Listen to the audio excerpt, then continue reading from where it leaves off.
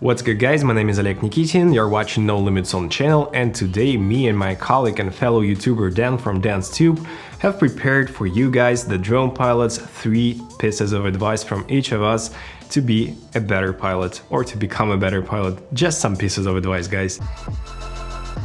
Buy an ND filter for your drone, because most of the drones, they have fixed aperture of f2.8 and you cannot adjust the aperture at all. Only the Mavic 2 Pro has physical aperture, but it's not enough to be properly exposing at 1/50th shutter when you shoot 25, for instance, frames per second. In Russia we shoot in 25 FPS.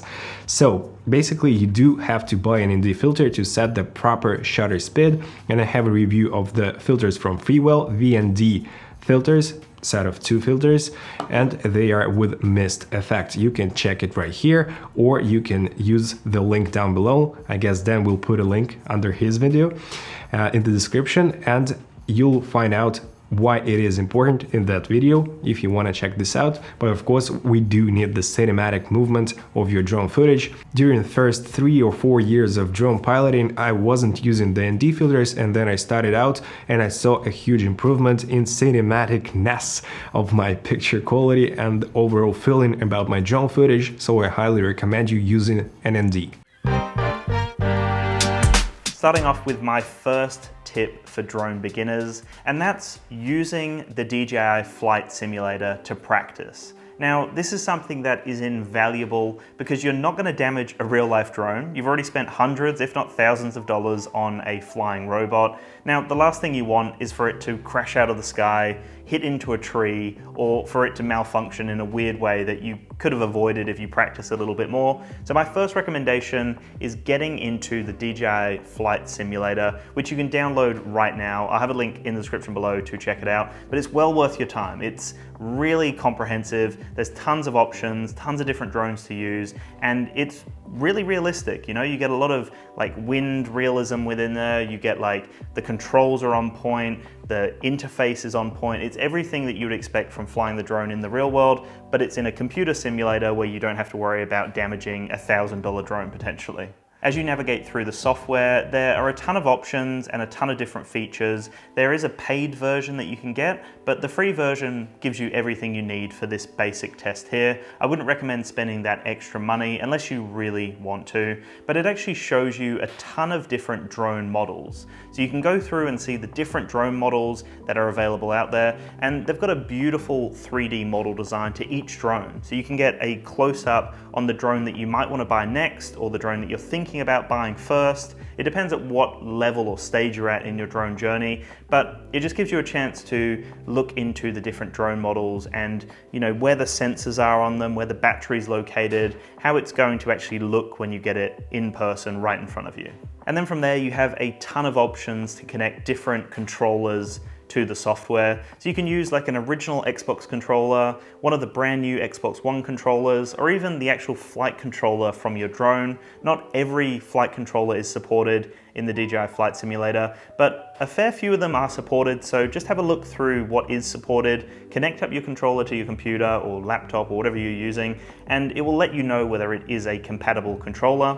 And then from there, you have a chance to actually fly a drone in a virtual world. And again, the benefit of this is that you get to test it in a controlled, safe environment, and it is realistic. It's still a game at the end of the day, so it's not going to be the exact same experience. You know, it's going to be a little bit more predictable in the fact that it is a programmed video game, where the real world isn't programmed, or maybe it is, depends on who you're asking that question to, but it does give you a chance to actually control the drone, see what the operating system's going to look like, see what the actual software from your phone's going to look like, the app that you're using, play around with the controls, you know, see how it responds in different conditions, and also play around with the camera functionality, play around with, you know, different drones that you might be looking into getting later on in your drone journey, and different environments as well. You know, there are a few different environments that you can fly through in the free version, which again is fantastic. You really don't have to spend that extra money. You can play around in a variety of different environments, and it's all available in the free version.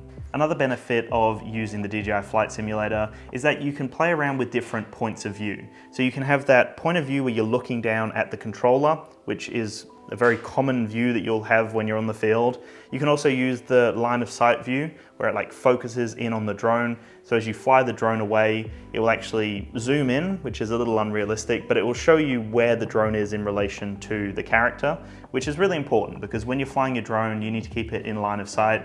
And this actually just shows you how challenging that can be. As you know, you're flying around a corner, it will be completely out of line of sight then, and you'll lose your orientation. It will be confusing from this point of view because you can't physically see which way the drone's facing or where it's even located. So I think that's a really good test to show you that you need to be careful. You need to be mindful of where your drone is and you need to keep it in line of sight.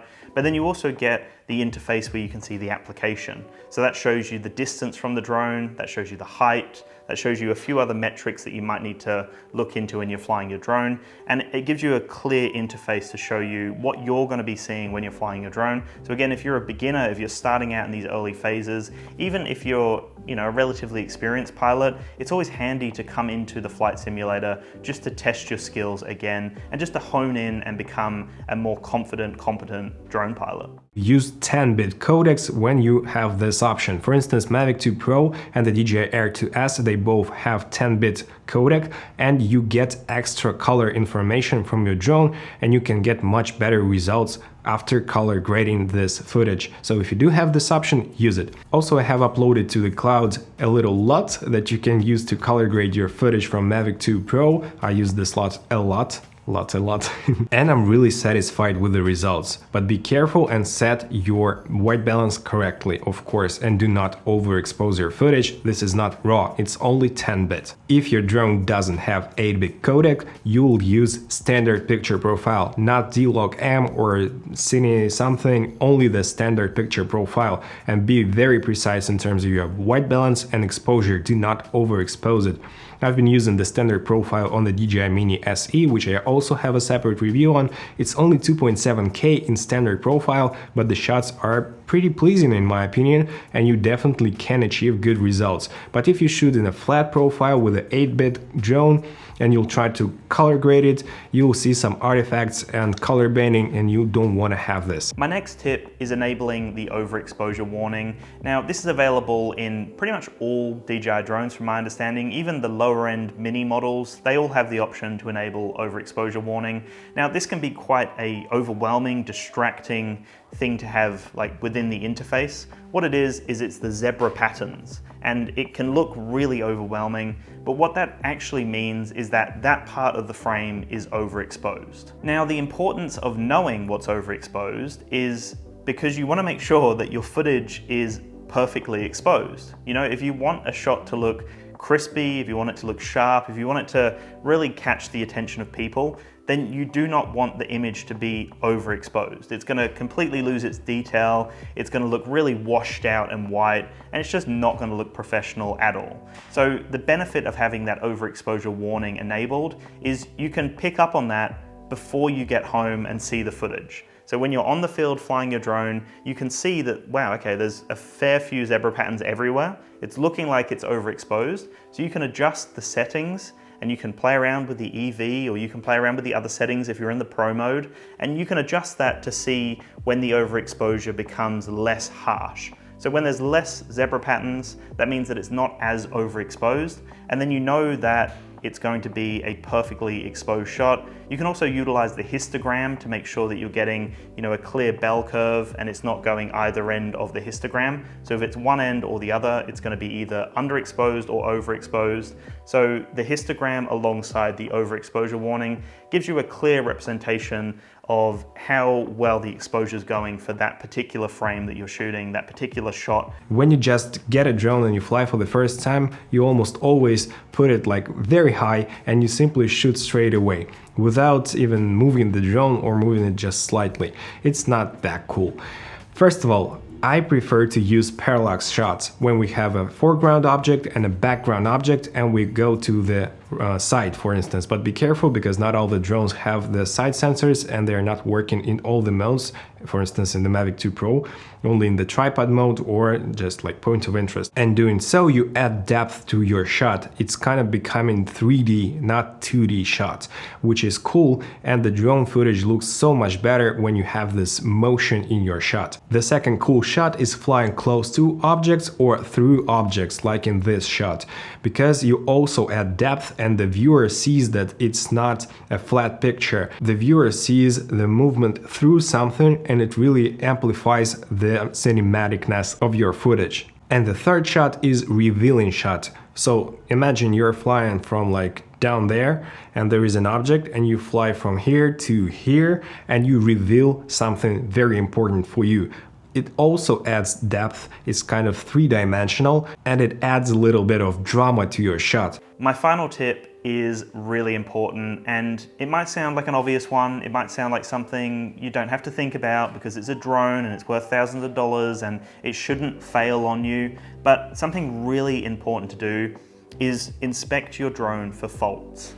Now, this sounds like one of those things that you might just overlook and not even think about, but it can save you thousands of dollars. If you've got a brand new drone like the Air 2S and you can prevent anything from happening to it, if you can prevent it from malfunctioning mid-air because you've actually inspected it and you've picked up on something before it became a problem, then this is an invaluable tip to remind yourself of regularly. Like, check your drone before every single flight. It's so important. And a few specific tips that will really help you with this is I would recommend taking photos of your drone. Like, straight when you buy it, this is a brand new drone, literally take photos of it. Like, get the battery, take it out, take photos of the battery so you know the shape of it, you know the form factor, you know like how it's meant to look brand new. Also inspect the actual body of the drone, the arms of it, the camera, inspect the sensors, inspect that the motors spin freely. You know, these are brushless motors. There should be zero resistance. They should just glide like that. And if you are noticing some sort of resistance, there might be a buildup of grit, dirt, dust, something in the motors here. And if you've got a compressed air can with you, you can blow that out and dislodge anything in the motors, which can actually prevent the motors from overheating. You know, if these motors overheat mid-air and they malfunction, this thing's gonna fall out of the sky, but you could have prevented that. There are some obvious things that you can do here to make sure that nothing goes wrong. Like I said, make sure these spin freely. The motors need to spin freely. These are brushless motors. There should be zero resistance going on here. It shouldn't feel like it's grinding. It should just glide, just naturally glide. So that's what that needs to feel like. That's what that needs to look like as you spin it. It's just effortless. You also want to make sure that the arms are, not cracked. If there's any sort of structural damage and the arm is, bent, or there's a major kind of gouge through it or some sort of structural damage, that could cause an issue. There's exposed wire here. Potentially that's been cut by something. You just don't know. And if you're not inspecting it, then you're not going to know. The other thing is regularly inspecting the battery, making sure that it actually fits into the holster here. Make sure that it's not like something you have to force, because if you're forcing it in or it's not fitting properly, there might be an issue with the battery.